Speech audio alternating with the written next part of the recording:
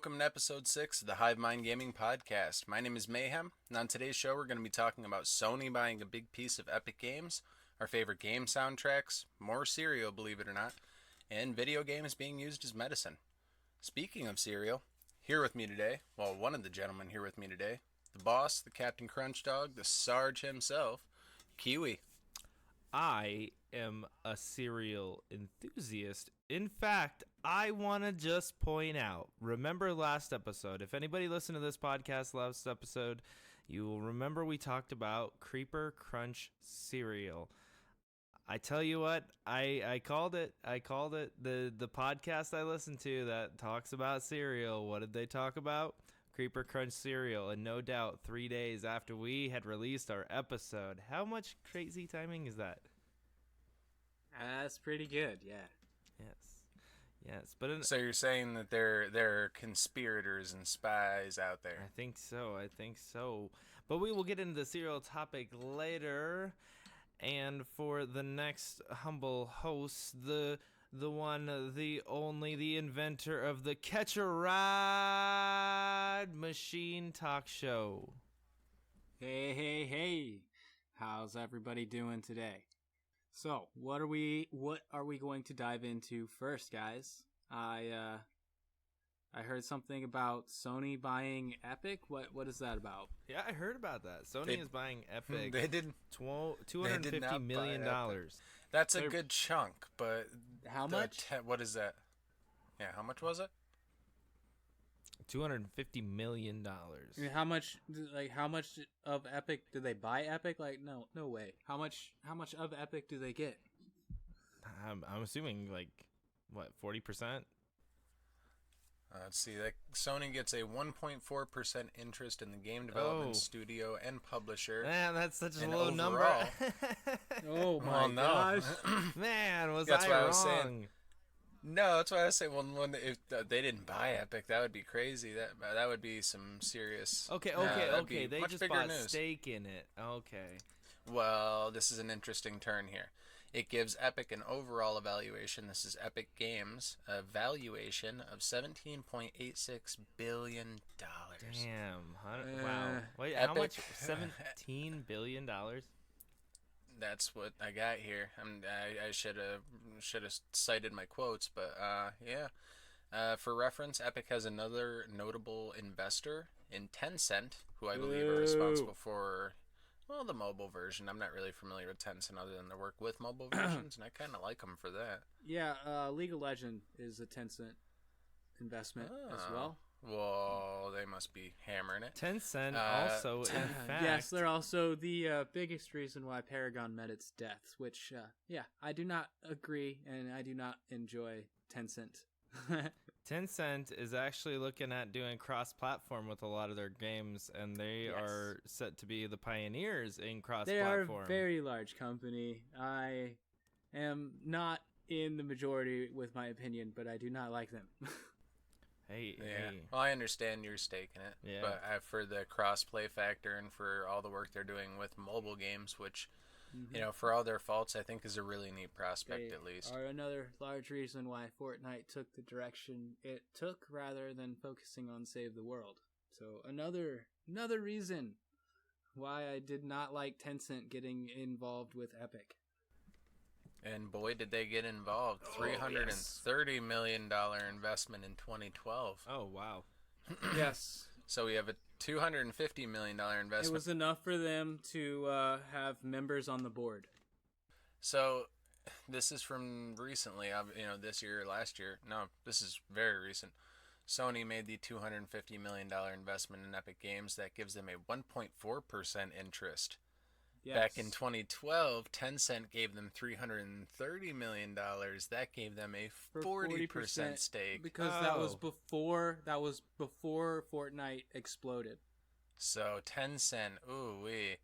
Okay, it says here, Epic's valuation has grown significantly since, fueled in large part by the massive and ongoing success of Fortnite, which earned $400 million in revenue just in April of Epic this year. Epic Games is basically successful to the degree that they are because of Fortnite.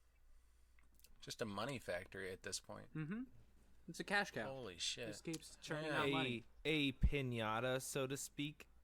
No. I see what you did there, Dag. That was a good one. But I that's wonder an if interesting Save the point World there. will ever leave beta. Doubtful. Speaking I of actually betas, thought about that too. Speaking of betas, guess who downloaded the beta for Hyperscape? Oh yeah, you're gonna give that a try? If I can get it to do its thing, I mean, it's Yeah, you having some issues with that installation? Hey, listen, don't laugh at my graphics card, yo.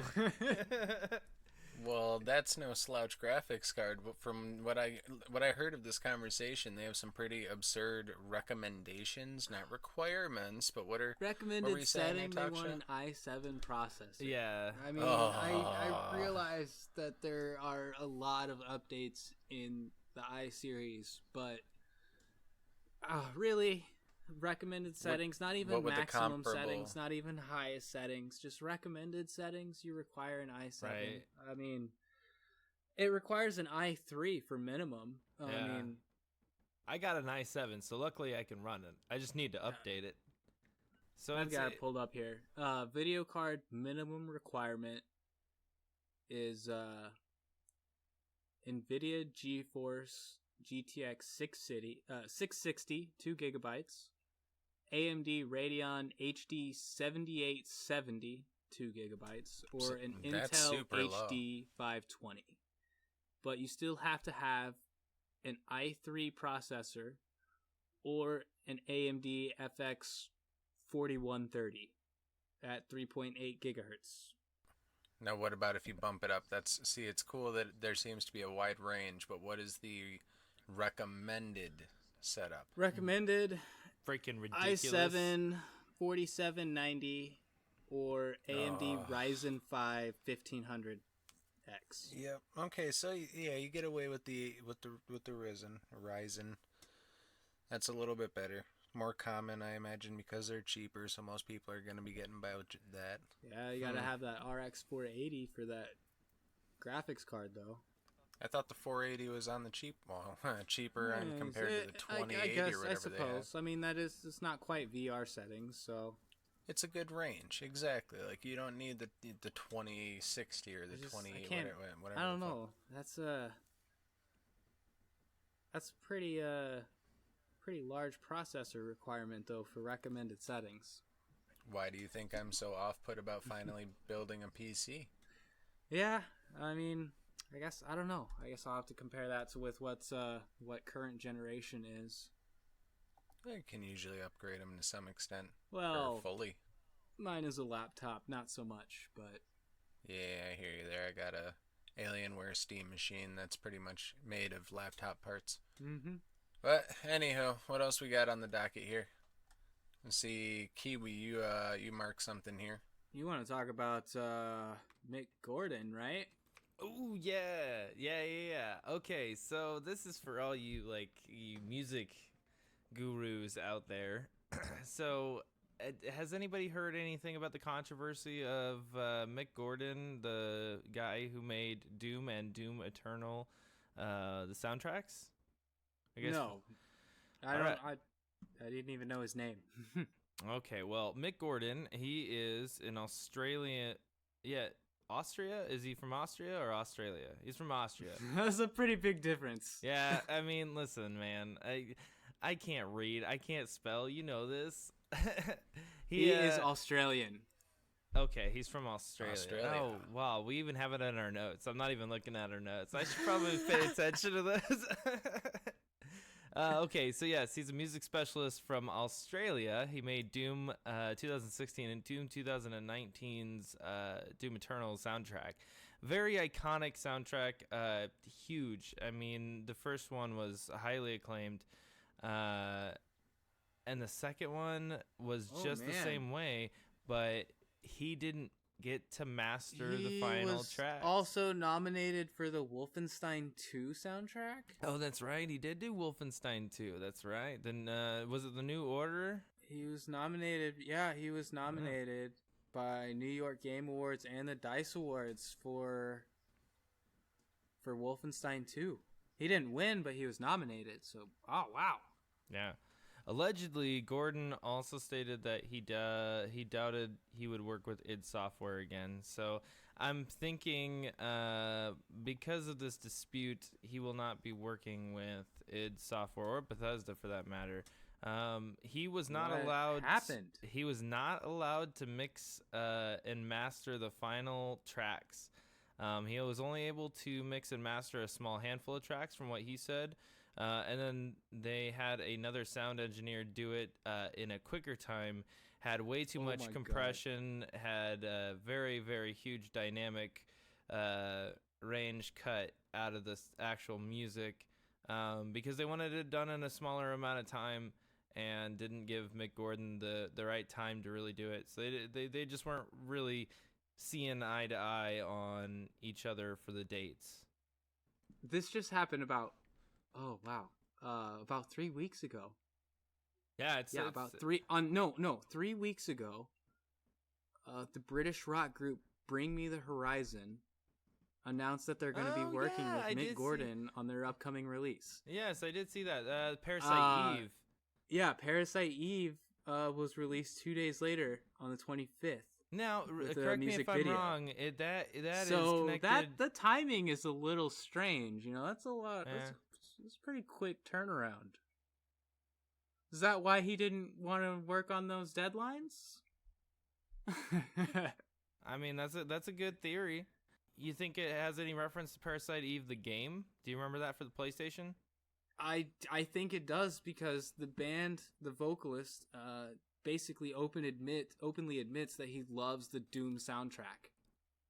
But let me ask you, is it a Parasite Eve reference? Are they saying they're gonna make another Parasite Eve? And if they are, he is the composer who is no longer tied to that studio, so I think honestly it has more to do with the band loving that game than anything that may be in the works. Listen, man, I want to remake. But that that would be pretty nice. Did you ever play the game? Absolutely not. I'm feigning enthusiasm for your benefit. Oh man, it's such a great It's such a great game. If you never played it, dude, do yourself a favor. But I'm getting way off track because that's what I do is get off track. I'm the off track guy. But no, well, you're all Gucci Mane. Am I what? I said you're Gucci Mane. Gucci Mane. Mane. Game related. Now about my mother. Damn. Okay. So also known, Gordon also made the Prey soundtrack in Arcane Studios release. I don't know if you ever got a chance to play Prey, but it was a first-person kind of lost in space horror game. Really awesome. Kind of had an alien aspect, kind of had an ethereal aspect. Yep. First-person shooter. I do recall Prey. What's that? I do recall Prey. I didn't play it much, but I do recall. I remember that game. Yeah, good. Very Bioshocky kind of feel to it, but in space.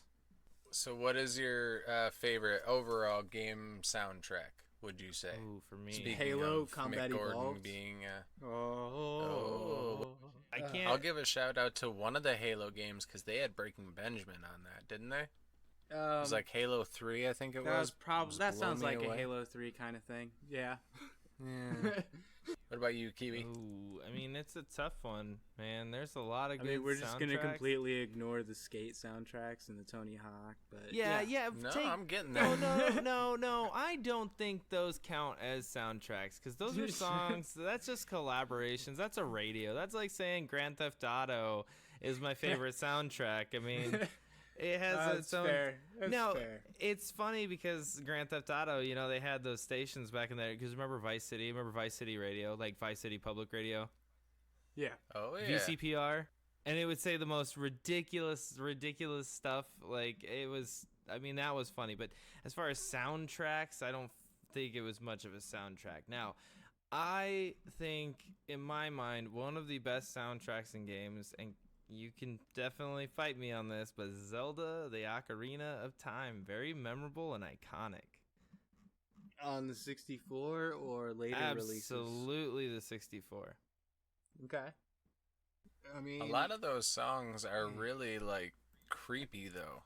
And I do remember playing because again, that's one of the ones that I played, And I know the Nostalgia soundtrack factor, and the I would agree. overall, yeah, it's iconic, like you said. You're gonna know it. You're gonna get a lot of reactions if you play it on something. But I was speaking kind of toward just what games have really good soundtracks in general, like TalkShow said, Tony Hawk or skate games like Skate 3 having 3 Inches of Blood and just such a weird array. Not even just that, they had like Goodbye Horses and then a 3 Inches of Blood song, and I think that's how I found Steel Panther was Skate 3. Oh God, Oh, yeah. nice. Games like that. I've gotten some pretty good soundtracks off games, though. I mean, Burnout Revenge had a great soundtrack. Was where I learned about Bullet for My Valentine. Yeah. Need for Speed Underground 2. Midnight Club Skindred. Dub Edition. Oh, That had a pretty man. nice sound. Dub Edition? What songs were on Dub Edition? I played the shit out of Dub Edition 3, I think it was. Whichever one had motorcycles. Ooh. Yeah. Top contender, though, for best soundtracks to me, and you can, again, disagree with me, but I don't think you can. Secret of Mana had a great soundtrack. Every single town you went into was a unique songs and like people character design. Even with the little that they were working with, they made the best out of that sound. What do you guys think about the RuneScape soundtrack? You know, that's pretty iconic. You know, I'm gonna take my hat and put it over in the other ring because I am not a RuneScape guy. I tried with RuneScape recently, as a matter of fact. I just couldn't do it. Didn't I tried they on take the mobile, and I know servers you can port it offline? over to PC. I only bring it up because When? you know, my brother Chaos, he enjoyed RuneScape. He likes the fact that it's on mobile right now. I thought servers went I down, don't- or was that the original like old school RuneScape? Oh no, that's back too.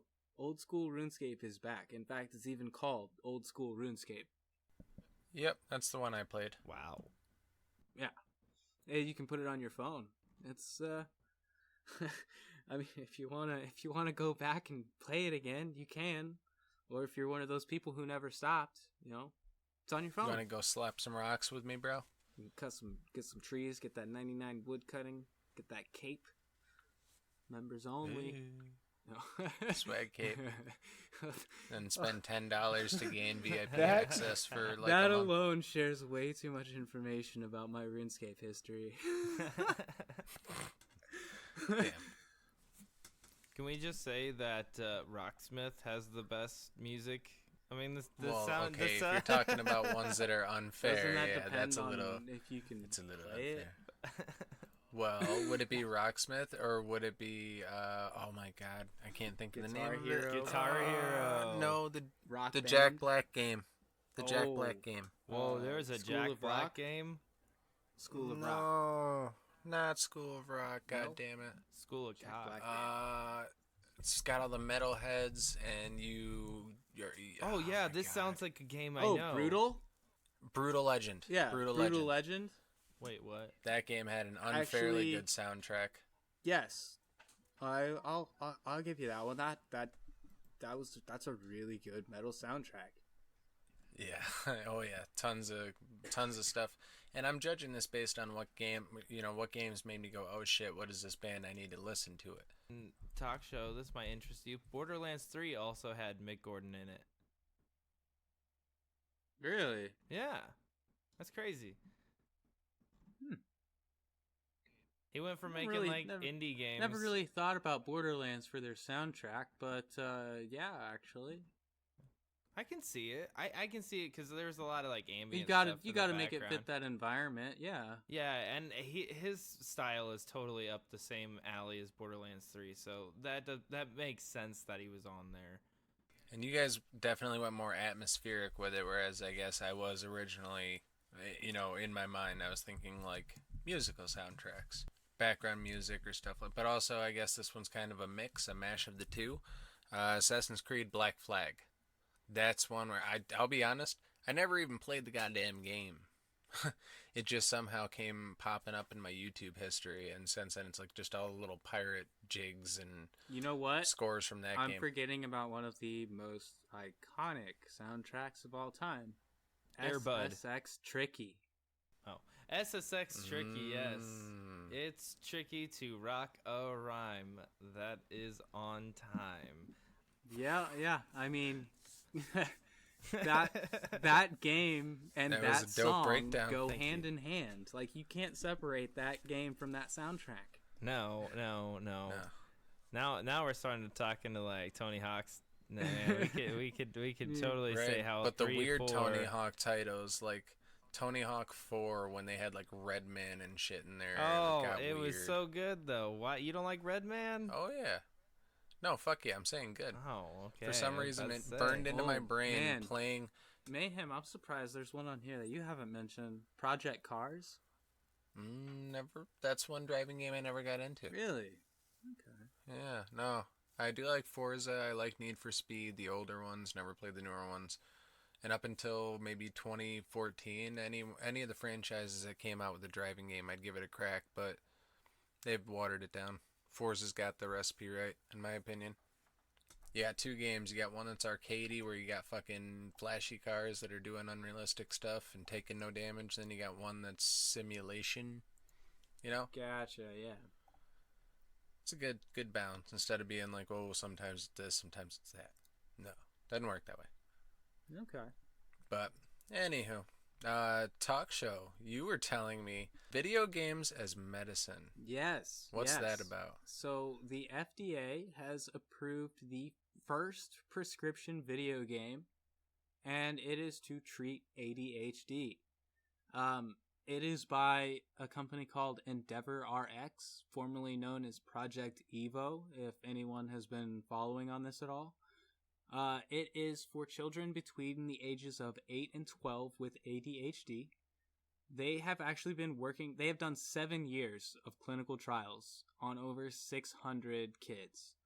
I mean, I'm pretty excited when I started looking into this. According to the most optimistic studies that the company is touting, 1/3 of the kids treated no longer had measurable attention deficit on at least one measure of objective attention. And that's after playing this obstacle dodging, target collecting game for 25 minutes a day, 5 days a week for a month. I mean, they're not playing it all day. It's half an hour a day, 5 days a week, so they still get weekends to go outside, whatever, for a month. And they had measurable improvements. That is really neat. I'm not surprised to hear that. I've always been a really big advocate of this. I think the video games really need to be used for educational and therapeutic reasons. I mean, my reading, yeah, my reading, spelling, writing, all those things, right? I learned mostly from video games. That's technically a video game, right? Yeah. Yeah. I mean, I had Math Blaster when I was a kid. Oh to man, help teach me math. Yeah, you remember that? Yeah, I remember The spelling that, games on the computers in schools. Jump, Yeah, we've been remember inundated. the Jumpstart games? Jumpstart Yes. first grade, I do. Jumpstart like 6th grade. Oh man, I used to play all of them. Playing Oregon Trail and Where in the World is Carmen Sandiego. Those are education games. Shit, yeah, man. Those were. You need to be able to read and write. But it's official. The FDA has approved the first ever video game as medicine that can be prescribed. See now, and I love the idea, and I'm a huge proponent of this. But let me ask you honestly: do you think this is gonna get a lot of traction? I want to say yes, but right now it's only available on Apple devices, iPhones, and iPads. So I mean, when it comes out on all platforms, I really do think that if this gets good publicity, if people are helping make people aware that this is something they can do for treatment. Yeah, but that's I kind of really hard think that this will they're be doing good. that with just limiting your options to Apple users, though. I mean, But yeah, but that's just while they were doing the trials. You know, they're still working on release. They're still in the beta stages as far as the game. They just have FDA approval. right. Yeah, it would spread. Yeah, they still have to definitely. do a full Listen, release. listen, and I am all for this. Again, I video games. When we're talking taught, prescription based, you know, will you go buy an iPad for your kid for ADHD? I would. do you also think that Absolutely. this could be a trend? and something that's kind of just trendy right now because of COVID and the fact that most people are in their houses? Do you think it's going to change? I would be when more schools... inclined to believe you if they hadn't done 7 years of clinical trials.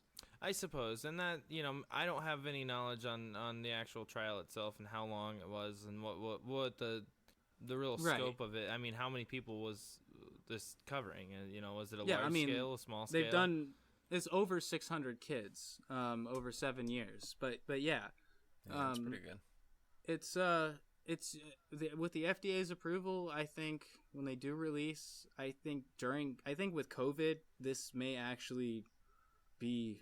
But do you think it's way just better? Do you think it's just gonna catch on to moms that just want to be lazy and not want to teach their kids and say, "Hey, here's something I can just throw on"? Well, that's the thing. Does it become the video that everybody watched in school? Now everyone loved that video, but how much did you get out of it? You saw the TV get wheeled into the classroom, and you're like, "I want to watch this," but did you get anything? I think that the idea is that this is going to be a prescription. Like, you don't just get this game; you can't just download it. You have to have a prescription. And I think the idea is that with 25 minutes a day and the way it's delivered, I would assume that it would be a program of sorts you would join, not just, here's the game, hope you get better. Yeah, but does it fall by the wayside if somebody doesn't do it? What if a kid doesn't like it? What if he just doesn't want to play it? I mean, well, you know as well as I do. You can pick up a game and I think you're just going to be facing the same issues about kids who don't want to take pills. I mean, it's just that this is an option now is why this is so exciting. It's an option besides pills. Yeah, and again, I want to stress the fact that I really appreciate that this is happening and that we can make good headways in doing it. I just am trying to also see it realistically. How is it going to integrate into society and is it going to be taken well? I hope that it does, and I hope that we can do more research on it. Yeah, you don't want this to be the new, here, use this as a babysitter kind of thing. Right, I don't want it to become a crutch because, you've seen it, it doesn't take much but to watch 5 seconds of the news to see that, people now are struggling and want to go back to work. And a lot of them don't want to teach their kids. They want to take them to a school or send them off to a school and have somebody who is paid to teach them, and so. Yes. But I would say having the option of turning learning into a game might make the struggle at home right now during these COVID times a little bit easier to some learning. I just hope that they don't fall to the wayside. That's all I'm saying. I hope that people are smart enough to see this as something that could really be beneficial in the long run.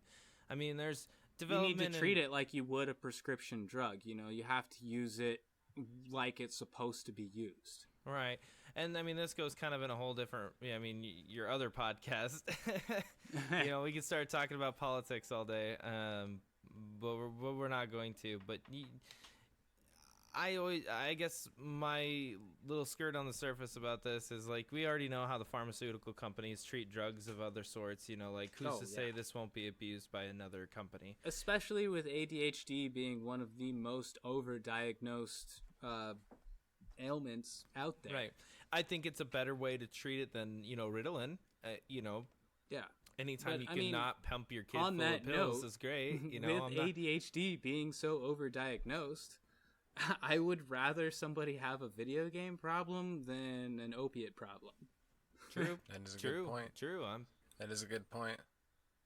But just on a base level, like I said, I think my reading skills and things like that, all those have been deeply affected by video games. Another factor, I think your motor skills.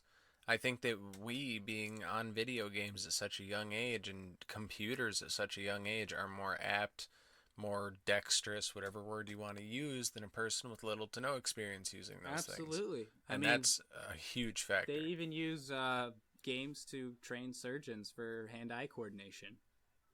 There's a place for it. There's absolutely a place for it. So. As KIWI was saying, I think you absolutely have to impose limits to screen time if you want to actually see, progress. Absolutely. I agree with you there. And I see I'll take it to an extreme in the sense that you could see a part where they could have done a school simulator. That sounds like a game. You know what I mean?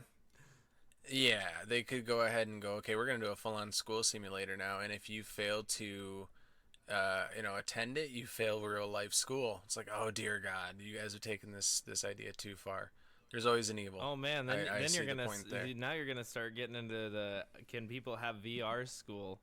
Are we just gonna go to VR?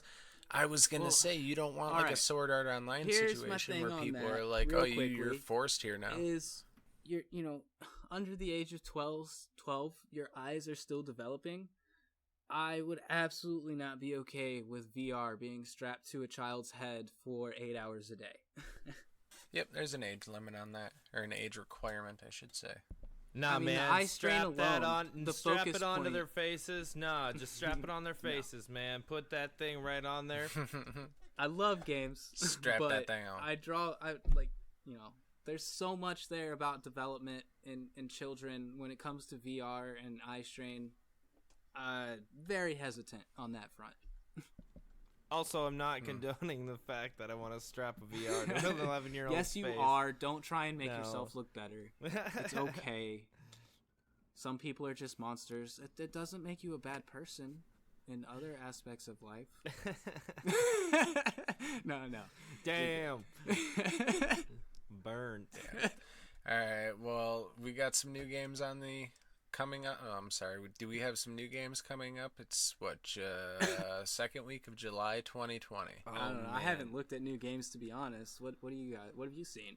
I am excited to announce that my favorite game series is releasing a game.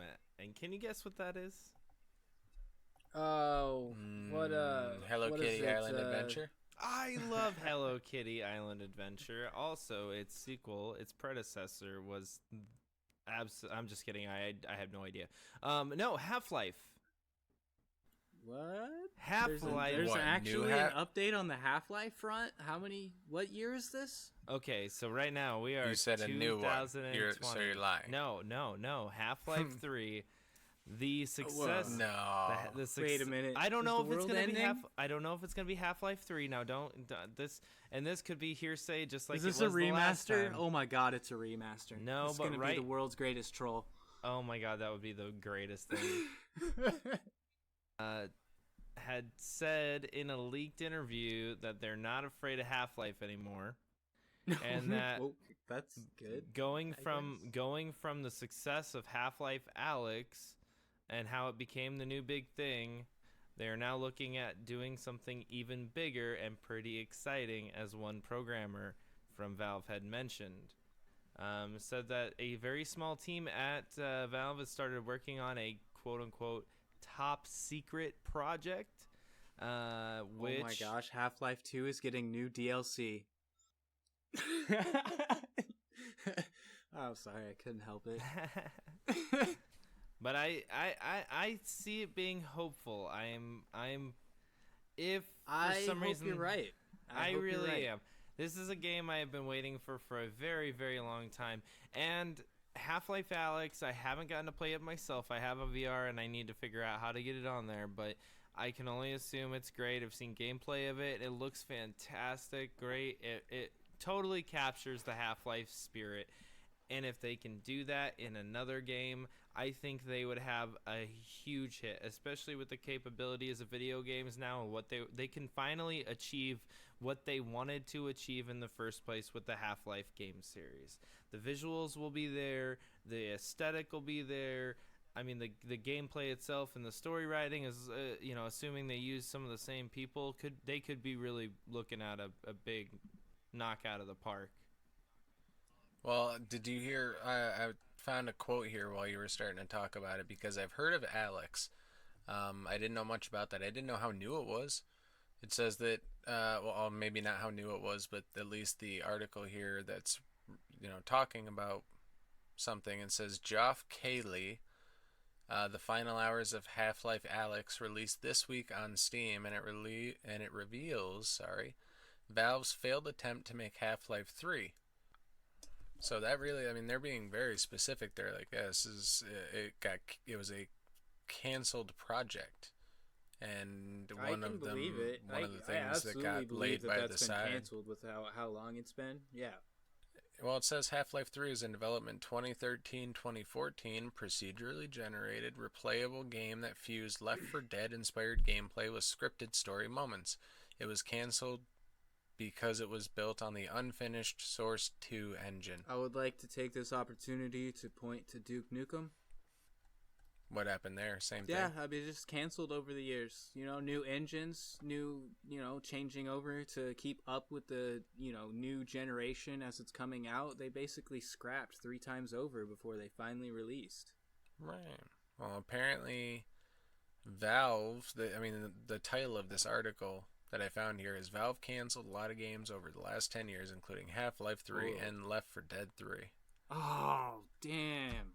See, now that's a game I would have been excited for. Left 4 Dead 3? Oh, I love Left 4 Dead 2. Well, that's what I was... Yeah, but that's why I brought this up. Just it. I was reading that article too, and it's just talking about like what games were canceled at what times. It's kind of like a timeline description. And this is a story or like a book? This isn't a game, is it? Which one? Is the final hours of Half-Life? Oh, okay. That's the name of the game. The final hours of Half-Life Alyx. Oh yeah. Sorry, it's like I think it's a docu thing. That's brand new. Yeah. It's no. Okay, interactive storybook. Okie doke. Yeah. But that doesn't put Half-Life 3 out of the question. No, not at all. I think there's still a possibility, especially since people are still talking about it. Years. It's been a thing for years. No Half-Life 3. Do you know Half-Life was Valve's pioneer game? Really? Yeah. That's really what pushed them into the gaming field hard. I watched an interview with Gabe Newell, and he talked a lot about the game and how it really changed their perception of the gaming field and what they really truly wanted to do. It's a really cool docuseries. You should definitely watch it. But I mean, games over the years have always had cancellations and then rehashes. I mean, just look at the Silent Hill series. You never thought that was going to get a rehash. And then later on you get PT, which was potentially going to be one of the coolest Silent Hill games in the series, but for whatever reason it canceled. And I'm sure it's probably going to... Is PT the one that was on PS4 that you could get for a very short time if you were lucky? Yep. But what I'm saying is, that game could have been something special, and then it went on to breed other games that ended up making another game in the series, so, by another developer. So, my point being, Half-Life 3 might not be out of the question, maybe not on Valve's mind. Maybe maybe somebody might buy the assets to make a new one and have their approval to make a new one. Who knows? I think it's not out of the question. Well, what else we got here? We already talked about Mandalorian, Baby Yoda cereal. TALKSHOW, you were telling me there's an LA Noire coming out? No. Not an LA Noire. Just that the studio behind LA Noire, that's with Rockstar, they're working on a new VR game. A VR game in the style of LA Noire? There's just rumors all over, from it being the new GTA game to it being a new installment of LA Noire. So I doubt they're going to make GTA 6 a VR title. It's that's way too ambitious. But a detective game, yeah, I could see that. Yeah, no, for sure. And when you said that, I have seen that snippet, LA Noire VR. Or, VR files, or it's something along those lines. I've definitely heard that flung around. Partnered with Rockstar, but it's not necessarily guaranteed to be LA Noire. I don't know. There's not even a title. Well, that's exciting. I like VR. I like the prospect of it. So anything VR gets me going. The idea of a detective game sounds really appealing for VR. Actually, actually look around for clues. Yeah, that'd be cool. What do you got, Kiwi? Well, I found out that Hideo Kojima is talking about Death Stranding coming to the PC very soon. Let's see, he was to speak at Summer Games Fest about it this week. What is it? Death Stranding. The walking simulator.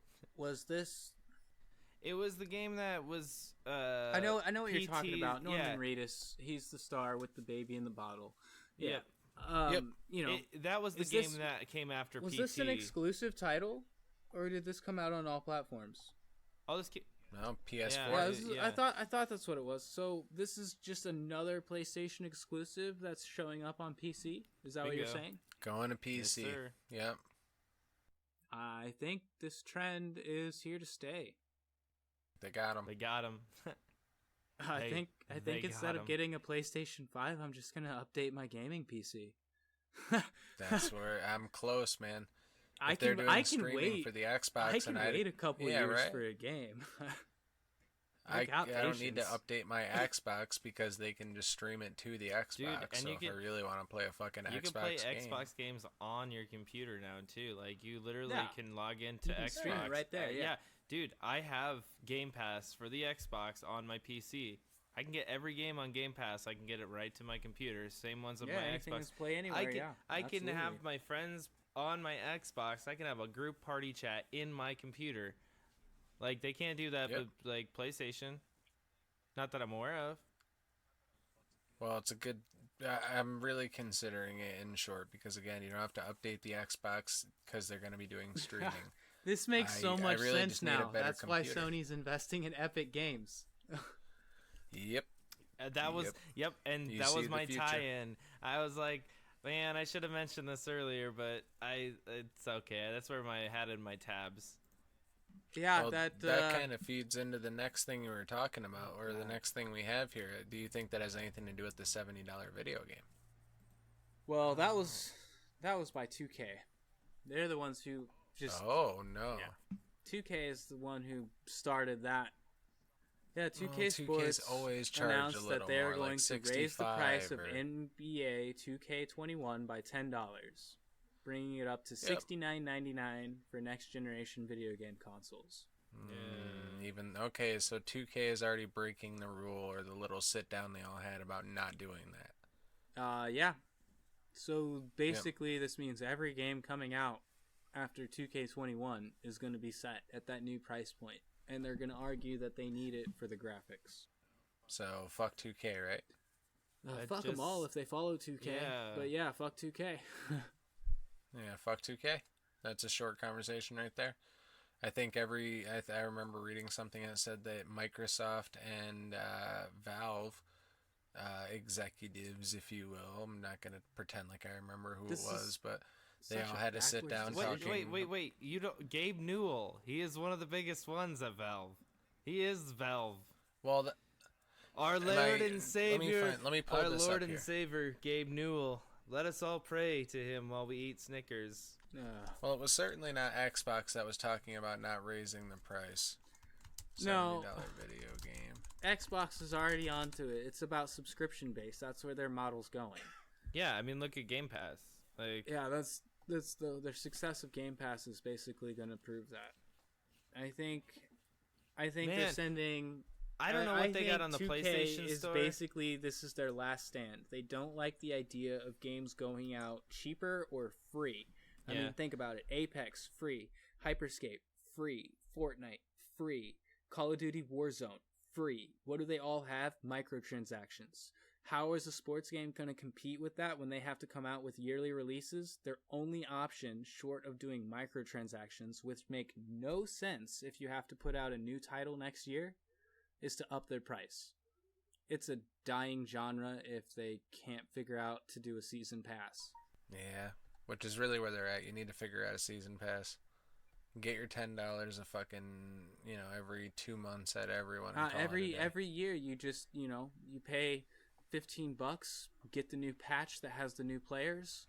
That's what they need to go to. They need to go to an updating subscription-based model for these sports games, because if they're going to try and charge $70 every year for just some new names and no new features, UFC does it's that. Done. UFC follows that system. It's not a yearly release, at least I don't think it is. I feel like they're trying to crank them out faster. They need to break away from. It wasn't before. They need to break away from this mold of putting out a game every single year. I mean, it's come to a point where you don't Call of have Duty to does do it themselves, but they do it in a but they also don't joined the Game Pass system. Yeah, well, they also, And Black Ops. It's kind of and, hard, Warzone, but those have their own campaigns and they have their own things. So they're all kind of different games in a way. We all play it for the multiplayer. Let's be honest here. Like not a lot of people buy a Call of Duty game for like the story. That's true. But with a sports game, you're playing the same game no matter what. You're playing a basketball game. You're playing basketball. You know the rules. You know what you're doing. Playing basketball. You want to make your dream team, and that's it. And so basically, it just depends on which year you're going to buy.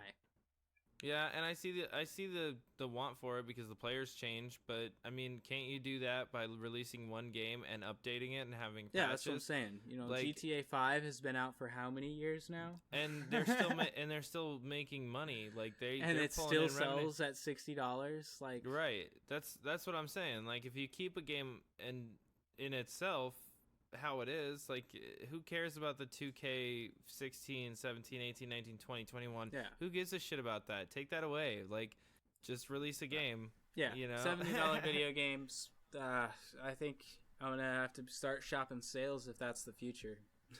Yeah, man. And I see your point behind it, though. There is a point. Let's be honest too. Like Steam sales go all the time, and there are huge titles on there. Same with the Xbox. You see a lot of cool games on the Xbox for super cheap on their sales. So not to mention you get a discount if you're a Game Pass subscriber as well. Right. So what is my allure of getting a new game every single year when I, because they got that new rookie and at $70 on your team. $70 That's is a the lot appeal. for a video They're game. appealing to fans of the team, not fans of video games. Yeah. Video games to me are way too expensive. I'll be honest. I bought MLB The Show 14 and 15. Why? Because those are the 2 years that the Royals went to the World Series. Yeah. Well, and here's something too I want to mention. Like I think video games are too damn expensive, and I don't think enough money goes into the developers. I don't think the people actually making the game are getting as much money as they probably should be making, especially for some of the tight time frames. Crunch time culture.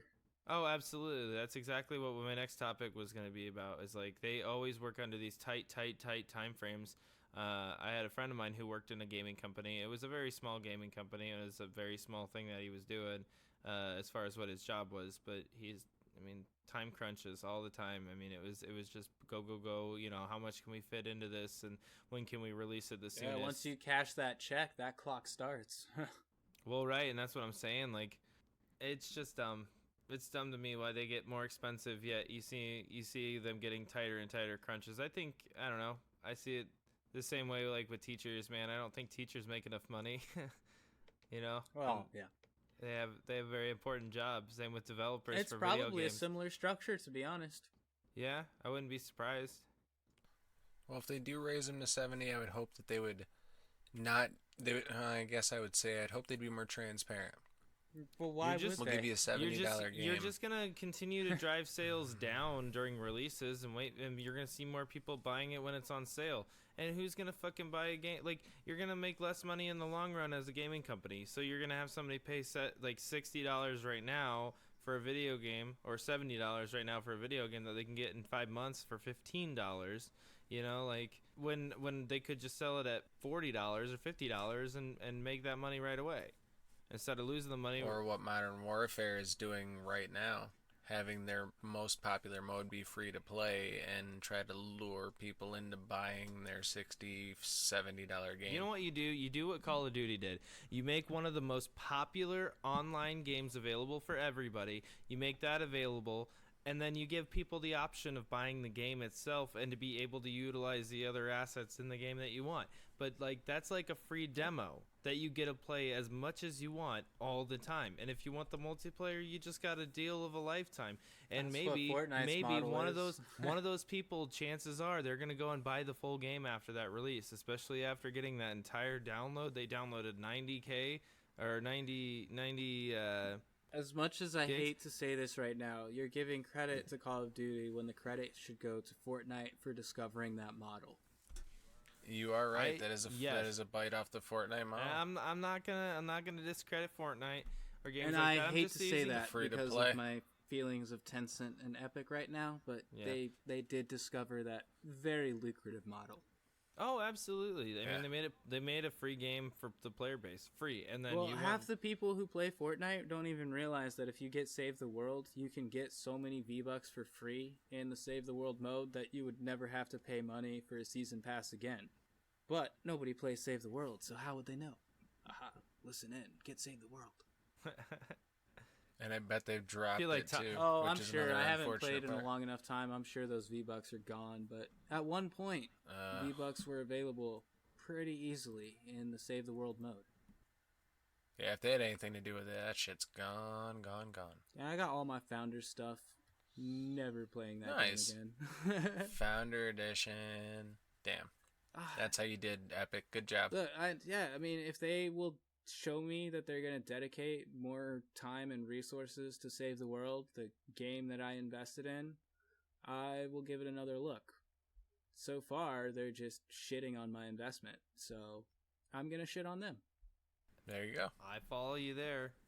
Well, the other games we got coming out, again, it's the second week of July 2020. What else is popular, I should say, not to be such a dick about it. Ghost of Tsushima on PS4. Ooh. That looks beautiful. That's another one that's really making me want a PS4. And Iron Man VR. Oh, man. So, I don't know. What else we got here? Paper Mario, which KIWI talked about, I think, 2 episodes Paper ago. Mario, maybe the last episode. Origami King. I am so excited. I love the Mario, especially the Paper Mario stuff, so I'm really excited for this. Mario is my Destroy All guilty Humans pleasure. is coming out. Oh, What? yeah. Destroy All Humans. Apparently, Yeah. right? We're getting some Shinfo here. Is that coming out with the Summerfest? Is that no? That's at the end of this End month. of this month. Official release for Xbox, PS4. Destroy All Humans. I'm gonna get that. And And again, actually, I was another... watching a video. Oh, no, you go ahead. No, sorry, I've cut you off like twice now. You. Oh, no. I was just saying, rumor I has want to it cut that you off now. Okay, no, go ahead. Ooh, got him. Well, this kind of ties into the beginning of our episode with Mick Gordon. I believe Mick Gordon did a soundtrack for one of the Destroy All Humans. May he be on this one? Oh shit. Ooh, let's look that up real quick. I was watching a video regarding the new Destroy All Humans, and they said that it is a complete remaster with respect to the original, in the fact that, and I believe the quote was, "Everyone wants to play the original." Oh, with he did upgraded Destroy All graphics," Humans which is too. what they tried to do. Ah. Nice. So what they've done is, more of a remake with just a massive overhaul, better graphics, so on and so forth. July 28th. Oh, that looks sweet. Destroy I can't All Humans, wait. upgraded graphics. It's made in the Unreal Engine. It's gonna be nuts. Looks beautiful, Dude. and it's a complete, He did the ode to the he original. did the first seating. Oh my god! Wow. Mick Gordon's got a pretty nice career. Oh, yeah, dude. He is... really... You know a lot more music from him than I think you realize. I'm looking at this. Yeah. I mean, he did Wolfenstein. Killer Instinct, the old fighting Prey. game. Yeah, Oh my Killer gosh. Instinct. Yeah, that's what I was saying. He worked on some indie games, like in Need for Speed Shift. He was on Need for Speed World. The Last Airbender. Let's see, Killer Instinct, Wolfenstein: The New Order, and The Old Blood. Oh. Doom, Prey, Lawbreakers. Which Lawbreakers was a great game. If you guys haven't played that, you should definitely look it up and try to play it. It is fun. It's like Team Deathmatch, kind of in the similar Overwatch kind of theme. So what you're telling me is that this guy is like the Danny Elfman of video games. I don't know if I would go that far. but He's got he an does have a established pretty career. Yeah, he does have a pretty good resume. One of his first Nice. games he worked on was Nicktoons: Attack of the Yeah, I saw Toy that. Bots. Yeah, right after Hey. Destroy All Humans 2. Very cool. Yeah, that's really cool. His first Very game being Hot Dog King. Yeah, he Yeah. looks like a hot dog king kind of guy. No. Why does that sound familiar, though? I'm gonna look this up. It was probably some coffee break arcade game or something that everybody played for a week. Hot Dog It's the first thing King. that popped up in my. What is this? Oh, this looks like a bad game. This is a really bad game. Oh my god. Yeah. Don't look at this. We should not talk about this. Yeah, maybe we shouldn't have Googled Hot Dog King. Anywho. Not realistic. No. Oh, here we go. Here's one of the reviews. Barely good. Bought on a whim, hoping it would be more entertaining. Very slow to set up, run progress. You'll probably just pawn it off to a nephew because you won't like this. Jeez. Ouch. Yeah, person's going ham. You know what? I think I've seen a video about this. You know what? No. Oh, Yeah. This is a really bad game. Oh, this is awful. This is awful. This is awful. Oh my god, no wonder it was his first game. Oh. I mean, Gotta start kudos somewhere. for How this did he getting work him into on? the industry, but oh my gosh. How did he work on this? This is horrible. Okay, you gotta look this up, Mayhem. I don't Just know, the look- music's not bad. Damn. Music's about the only tolerable part. Okay. Well, gentlemen, it's been fun. I think this is a good ending note. Wow. Yeah. I regret Googling Hot Dog King. Please, yeah. everybody, do me a favor. Look up Hot Dog King.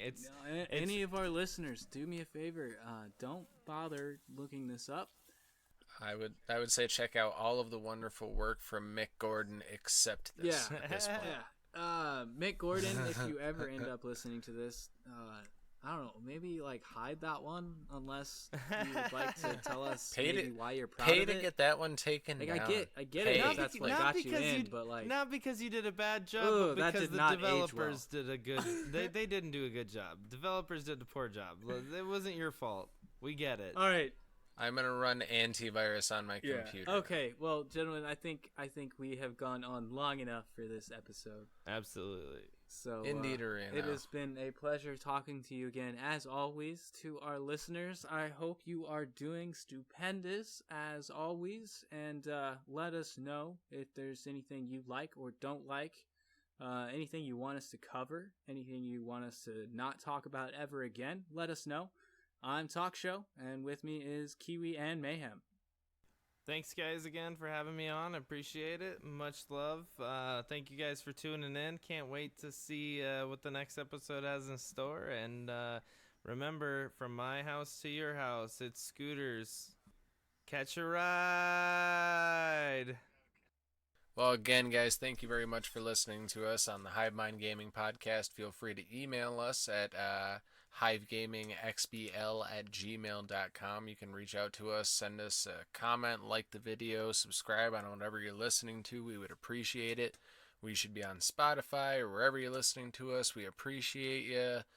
I think that's it. Again, thank you all for joining us. Check out all of our socials. That's Hive Gaming. That should be on Facebook and our YouTube page, all that good stuff. Thank you for listening to the Hive Mind Gaming Podcast. See you all next time. Yeah, next time. Bye.